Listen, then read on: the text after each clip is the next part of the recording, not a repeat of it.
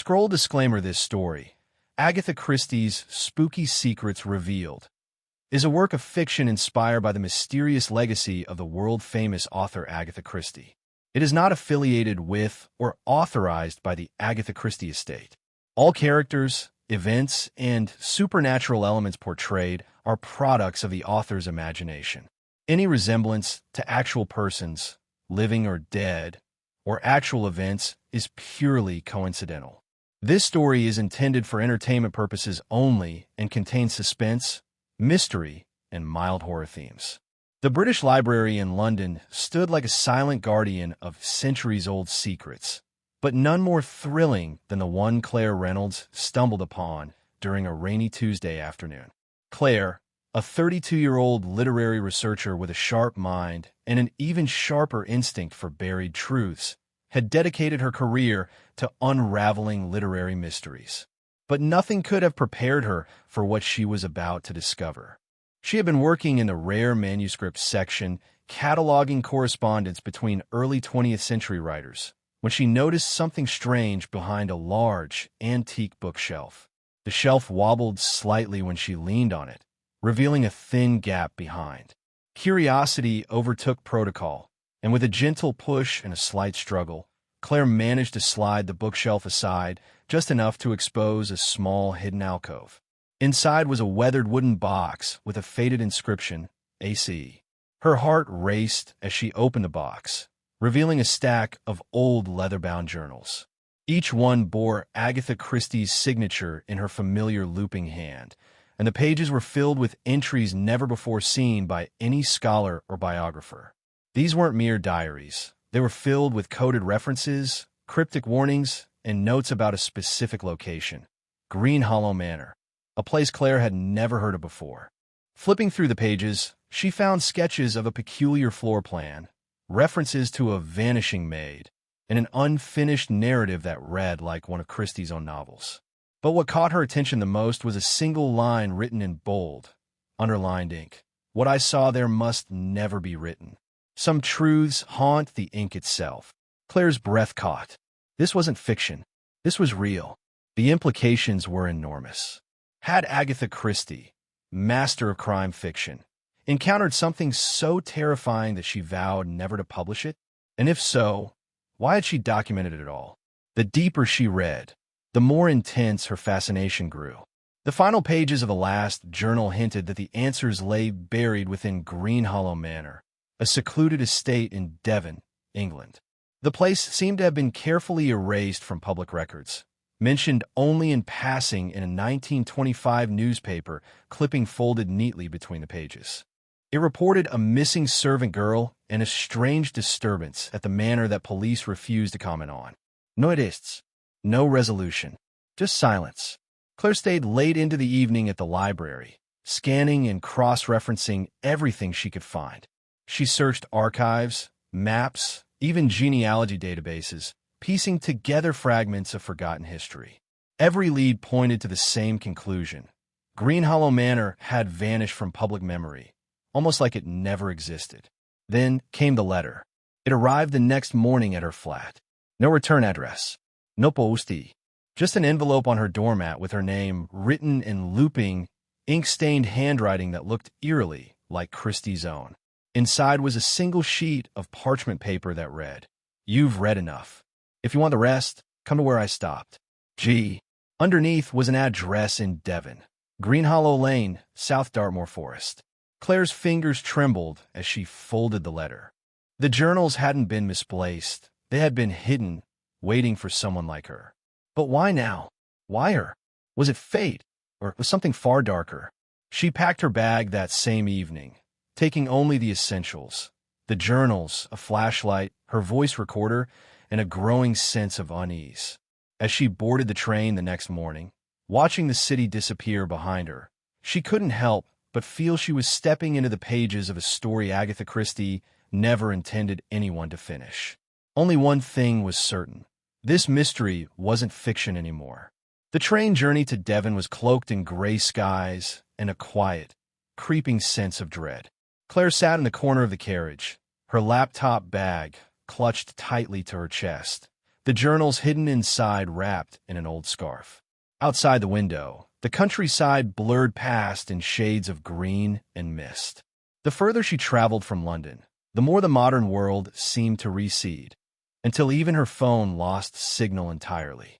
It felt symbolic, like she was being pulled into another time, another version of England, one far less known and far more secret. The taxi from the Dartmoor station was driven by a man in his 60s who seemed oddly hesitant when Claire told him the address. Green Hollow Lane? He repeated, adjusting his cap. That place still standing. She nodded, and he gave a quiet grunt. Hasn't had visitors in decades. Not since that writer lady came round. Agatha something, wasn't it? Claire's heart skipped. She didn't respond, just gave a tight smile and let the rest of the ride pass in silence. The taxi dropped her at the start of a dirt road veiled in hanging trees and fog. I don't go past here, the driver said plainly, as if it were common knowledge. Claire stepped out, her boots crunching gravel, and watched the cab vanish into the mist. Alone now, she walked the half-mile trail through the overgrown lane, branches brushing against her shoulders, the sound of birds suspiciously absent. Then she saw it. Green Hollow Manor stood like a fossil from a forgotten past.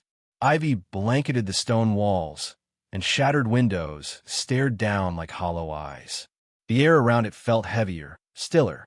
A long-dead garden lined the path, its flowers brittle and gray. And there, on the front steps, stood a woman, frail, tall, and wrapped in a heavy shawl. Her hair was white and pinned in a loose bun, and her pale face seemed carved from quiet grief. You came, she said, her voice brittle but clear. I've been expecting you, Miss Reynolds. Claire approached cautiously. Are you? Isadora. I am. The last keeper of this house. Isadora gestured for her to come inside.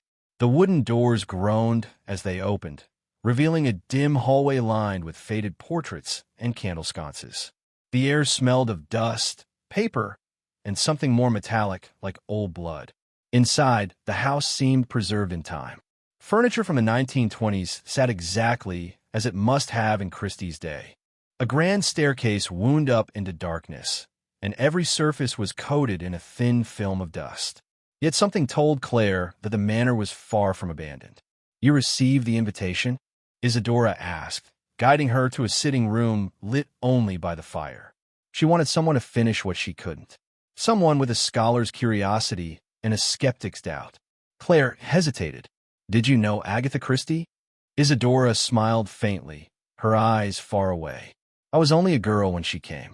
But I remember. She arrived just as you did. With questions. She left with none. That line chilled Claire more than she could explain. Why did she come here? Isadora sat down, her hands trembling slightly as she poured tea. Because this house wanted her to, just as it wants you. She came investigating a disappearance. A maid, Emily Clark, vanished without trace. But what Agatha found here was no ordinary mystery. She tried to write about it, but each time, something stopped her. Nightmares. Accidents.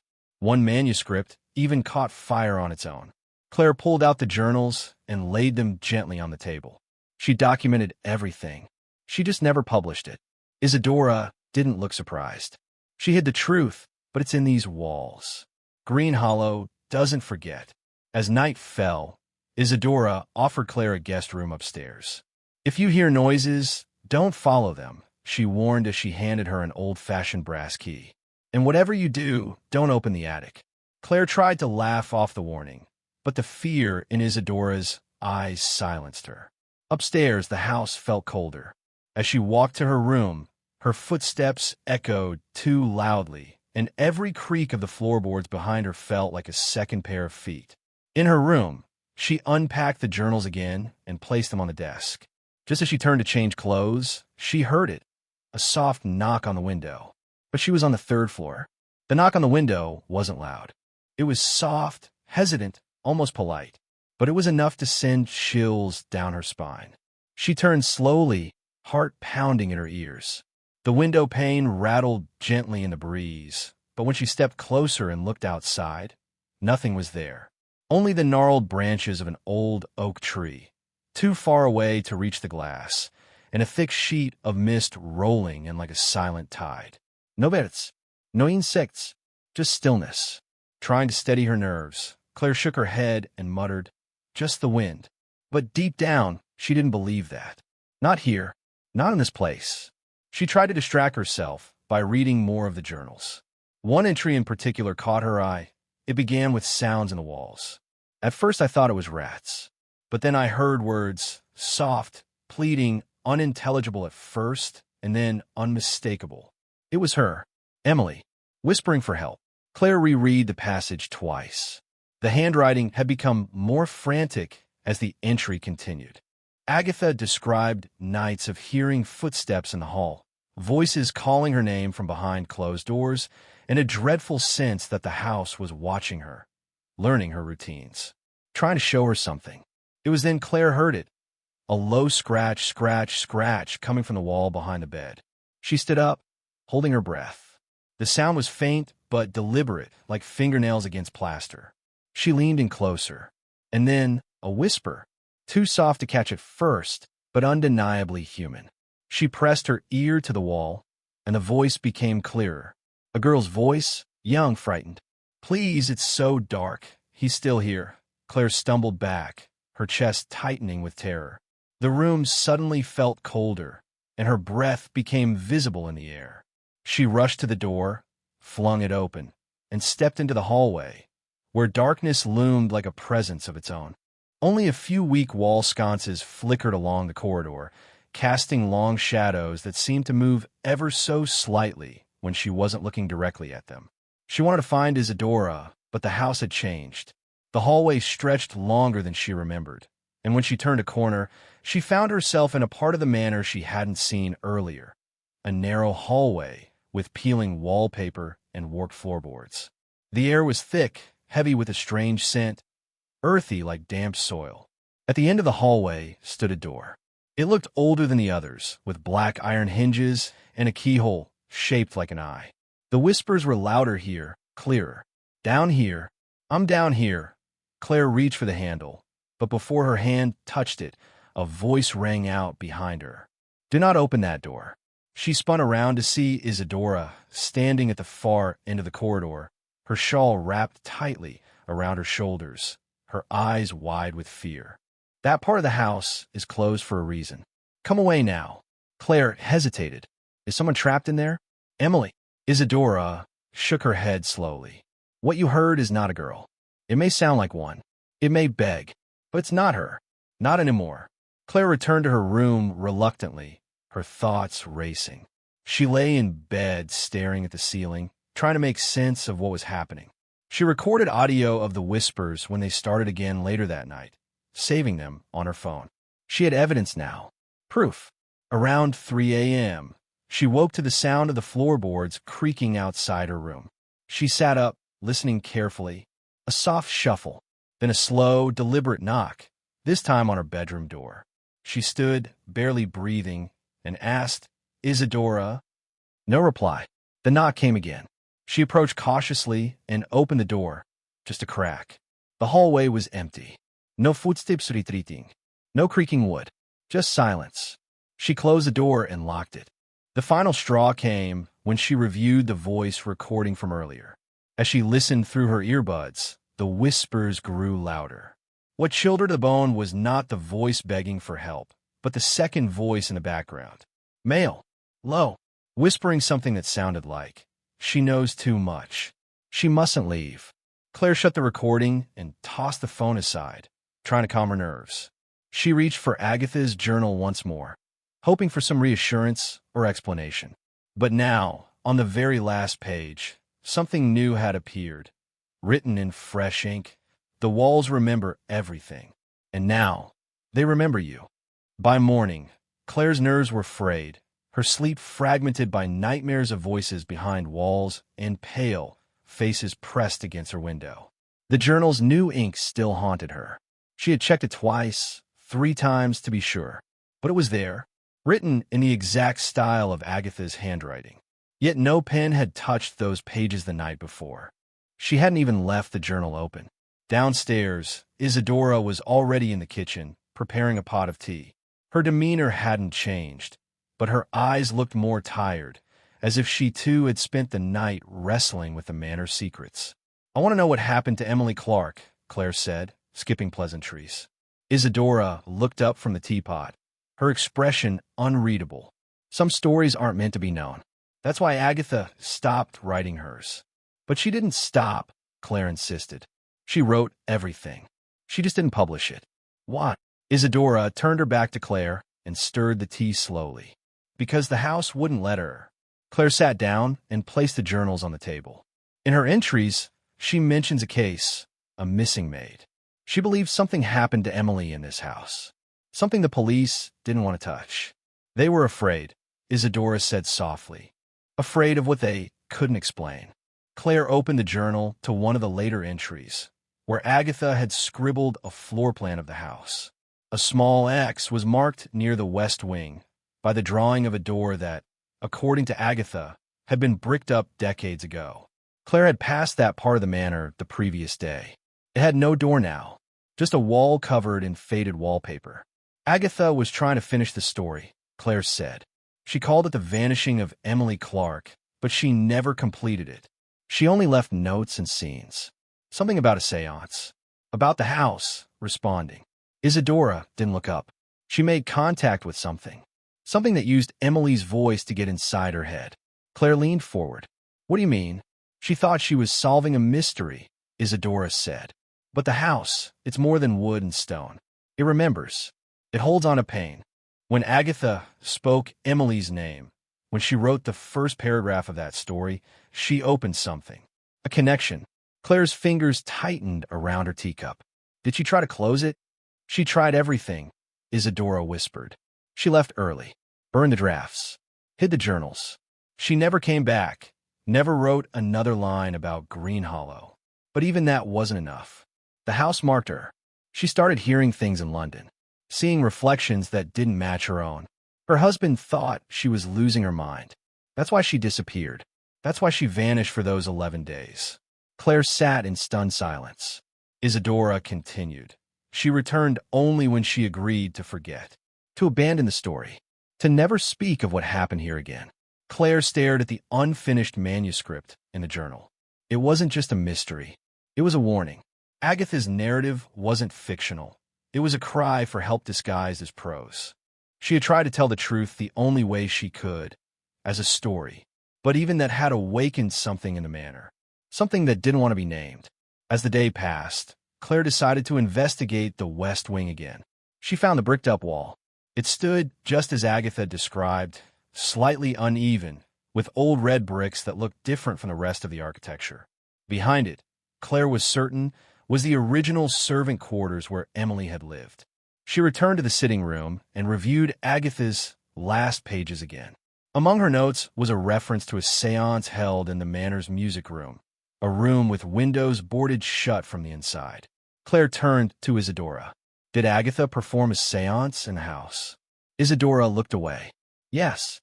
She thought she could help Emily's spirit find peace. And did she? She reached someone, Isadora said. But it wasn't Emily. Claire closed the journal, the weight of the truth settling into her chest. She had crossed a line, one Agatha herself had spent a lifetime trying to erase. And now, the story was hers to finish. But the house had been waiting for her to pick up the pen. The idea of holding a séance had never crossed Claire's mind, until now. But as she reread Agatha Christie's notes, her resolve began to shift. Agatha had attempted a séance in the manor's music room. After that, everything changed. The whispers intensified. The story stopped. The story ended. Claire knew the risk. She knew séances were mocked in the academic world, dismissed as theater for the gullible. But she wasn't here for credibility anymore.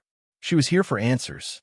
That evening, she drove into the nearby village to find someone who could help.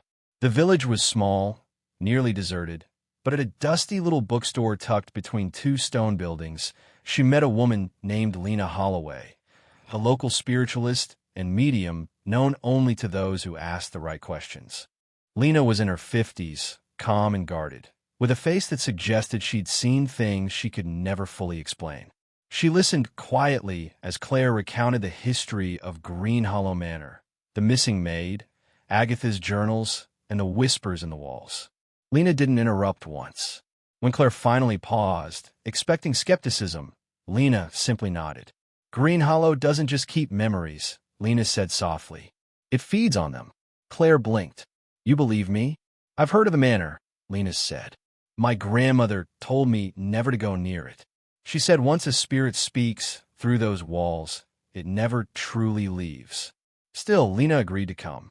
That night, just before midnight, Claire and Lena sat across from each other at a round oak table in the manor's long-abandoned music room. The windows were boarded shut from the inside, just as Agatha had written. The air was thick, humming with a pressure that seemed to squeeze the breath from Claire's chest. They lit 6 black candles, placing them in a circle around the table. Lena instructed Claire to place Agatha's journal at the center, open to the page that mentioned Emily's name.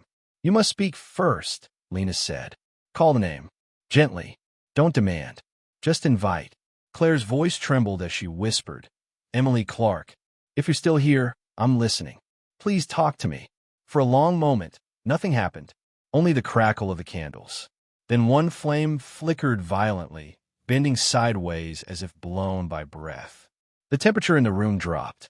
Claire's breath clouded in front of her. Lena's eyes rolled slightly, her body going rigid.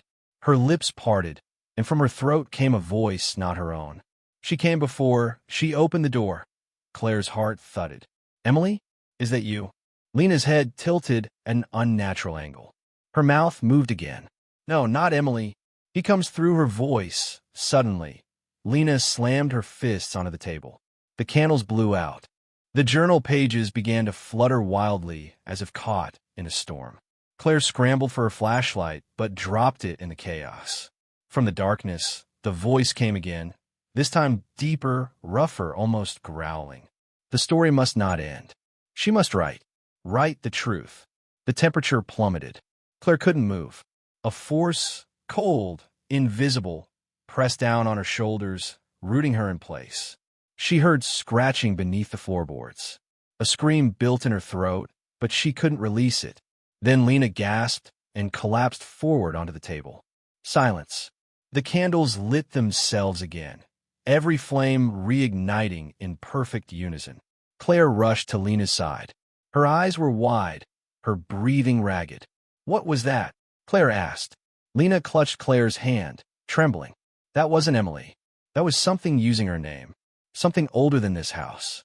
It's bound to the story, to anyone who tries to finish it. Claire helped Lena to her feet. Can we stop it? Lena looked at her, fear rising behind her eyes. You don't understand. This thing, it doesn't want to be stopped. It wants to be known. You've already done what Agatha refused. You've brought its name into the world again. Claire backed away. But I didn't say a name. Lena shook her head slowly. You read the journal. That was enough. As Lena left that night, visibly shaken and refusing to ever return, Claire remained in the manor, unable to sleep. She looked down at the journal once more. A new page had appeared at the end. The handwriting was neither hers nor Agatha's. It simply said, Welcome back to the story, Claire. We've been waiting. Sleep became impossible. Every shadow in the room felt like it was watching her. Every creak of the old floorboards sent Claire's heart leaping into her throat. After Lena's seance, nothing felt the same. The manor, already a relic of dread, now seemed to breathe around her, alive in a way that defied logic. It wanted something from her. Or worse, it had already claimed her. The next morning, pale sunlight barely filtered through the dust-choked windows.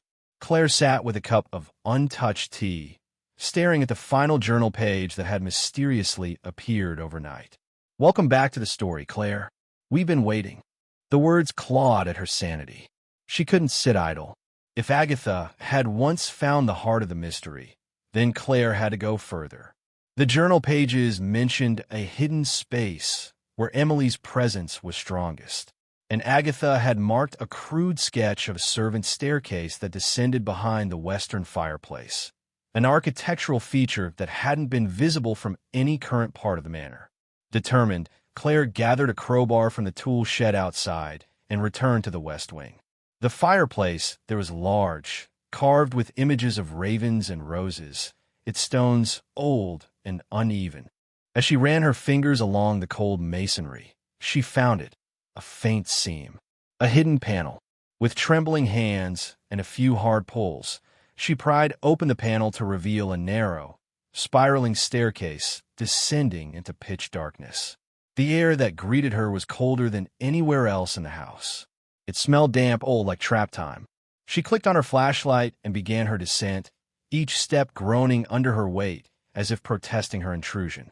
At the bottom, the stairs opened into a small underground chamber. The walls were stone, lined with shelves filled with old books, candle stubs, and broken porcelain dolls. In the center of the room was a small metal bed frame with no mattress. Chains were bolted into the stone wall nearby. Claire's breath hitched. This wasn't just a forgotten room. This was a prison. On the floor lay a rusted locket, cracked open to reveal a tiny photograph. A young woman in a maid's uniform, smiling faintly. It had to be Emily. Claire's flashlight flickered. Then a sound, a sharp inhale behind her. She spun around. No one. But then her light landed on something she hadn't noticed before. An old typewriter, half covered in dust, sitting on a table in the far corner. Paper was still loaded in the roller. Words had been typed, but they didn't look old. The ink was fresh, and the keys had the same antique loop style Agatha used in her journals. Claire stepped closer and read the first line aloud. She found the locket and heard the breath behind her. Claire's own breath caught. She looked around wildly. Another line typed itself onto the page. Now she knows, and now she belongs. Suddenly, the flashlight died. Total blackness. Panic surged. Claire scrambled for the stairs, but slammed into stone. The staircase was gone. There was only solid wall where it had once opened. She was sealed in. She banged on the stone with the flashlight, screamed until her voice cracked. But the manor swallowed her cries. She stumbled back into the center of the room, heart racing, fingers shaking. Her light flickered once more, and for a moment, just a moment, she saw something standing in the far corner. A silhouette, long hair, head bowed. "Emily," she whispered. The figure raised its head slowly, revealing hollow eyes and a mouth sewn shut with dark, rotting thread. Claire backed away in horror. The figure didn't move, just watched. Then, in her mind, not through sound, but through feeling, she heard a message. It wasn't me. It was never me. Suddenly, light flooded the room. Claire blinked against the brightness. Isadora stood above, in a now open passage, holding a lantern. "Claire," she called. "You weren't supposed to come here. The story, it's too deep." Claire ran into the light and scrambled back up the stairs. Her hands were covered in dust and blood from clawing the walls. She didn't look back. That night, she locked herself in her room, refusing to speak, eat, or sleep. The typewriter had typed her actions. The locket was real. The presence, whatever it was not Emily Clark.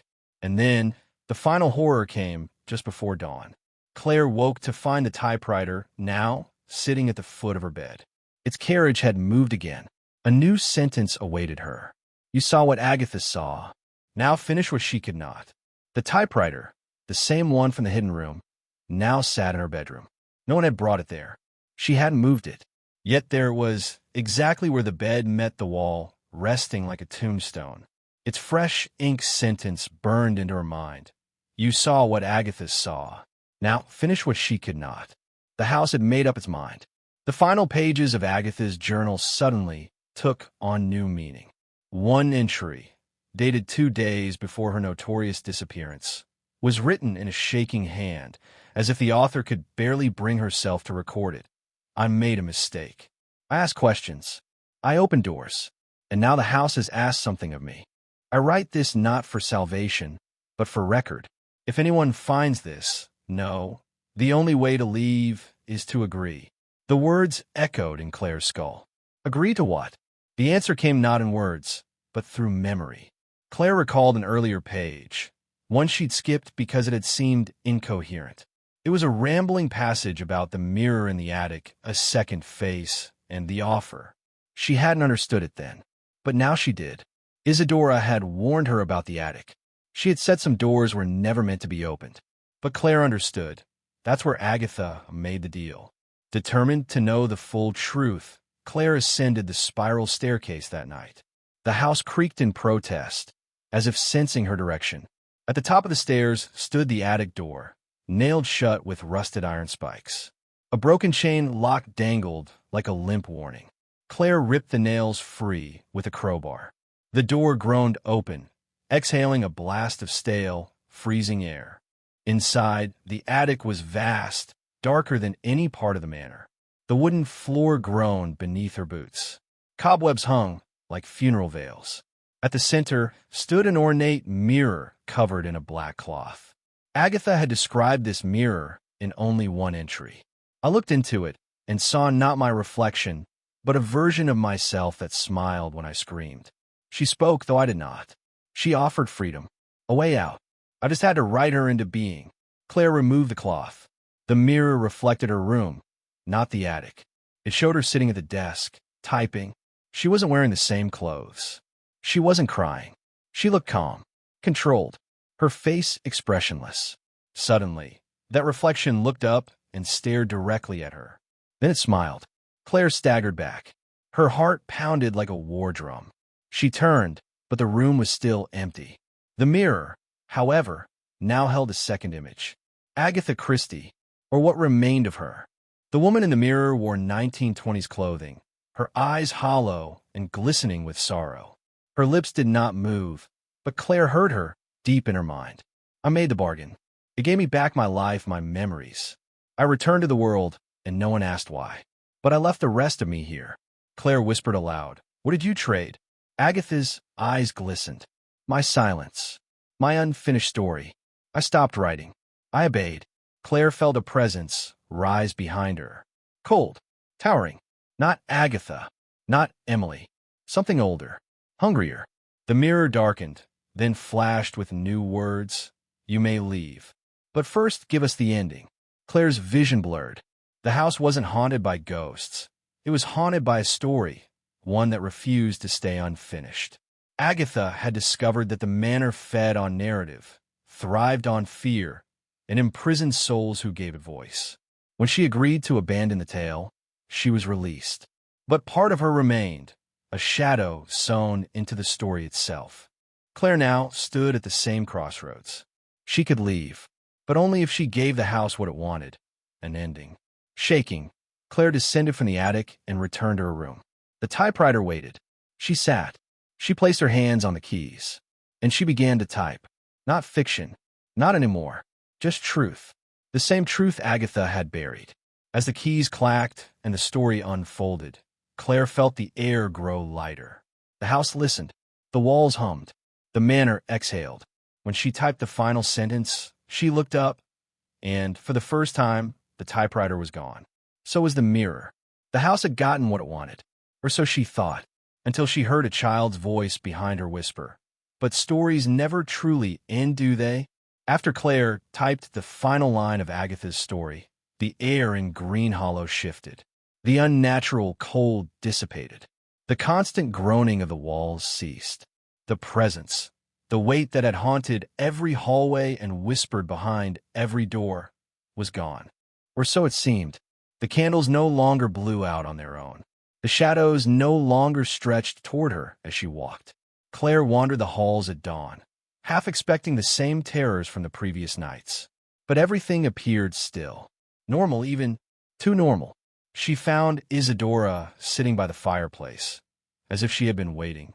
You finished it, Isadora said softly. Claire nodded, feeling both relief and confusion. I gave the house what it wanted.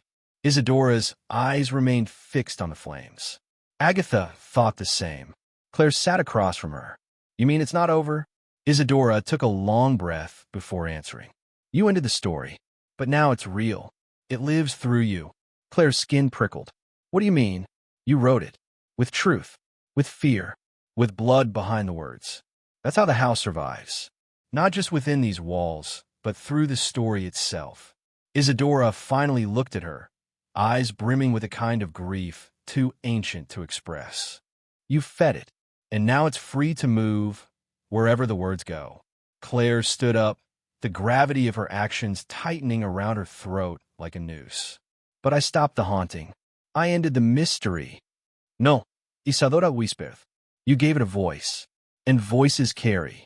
Claire left the manor that morning with the journals, the manuscript, and the sickening realization that the curse didn't die with Agatha, or even Emily. It had only been waiting for someone new to finish the tale. And she had done just that. Back in London, the storm had passed. The city was alive again, buses groaned, horns blared, people bustled down sidewalks. Claire tried to return to normal life, to forget Green Hollow, to pretend that the nightmare had ended. But the manuscript wouldn't let her. Her publisher, whom she'd only vaguely told about a secret Christie discovery, was ecstatic. The story was hailed as a literary miracle. Authentic, terrifying, brilliantly atmospheric. An unpublished Agatha Christie novella, with modern commentary. Genius, critics claimed. It became a bestseller within weeks. Then the phone call started. Readers reported strange dreams after finishing the book. Dreams of being in a crumbling old house. One reviewer vanished the night after she posted about the chilling realism of the final chapter. A podcaster who analyzed the seance scene in detail was hospitalized after claiming he saw someone staring at him from inside his mirror during the recording. Claire received a letter. No stamp, no return address, just like the one she had gotten at the start. Inside was a single sentence. The story spreads now. Like fire. Like rot. You are the flame. Terrified, she tried to recall every warning Lena and Isadora had given her. But it was too late. One night, Claire woke up in her apartment to a sound she hadn't heard in weeks. Tap. Top. Top. She turned toward her window. She lived on the 10th floor. The tapping came again. Then a whisper. Claire. She moved toward the window, hands shaking. A pale face stared at her from the other side of the glass. Not Emily. Not Agatha. But herself. A version of her with dark, hollow eyes and a smile stretched too wide. The reflection blinked once, then mouthed words she couldn't hear. But somehow, she understood. You didn't end the story. You became it. Claire stumbled back and saw something resting on her desk. The typewriter. Again, the keys moved on their own, click-clack clicking on new line. Chapter 1. The author who brought us back. The house was no longer confined to Green Hollow. It lived now in every page, every reader, every whisper of Agatha's last case. And it was still hungry. 57.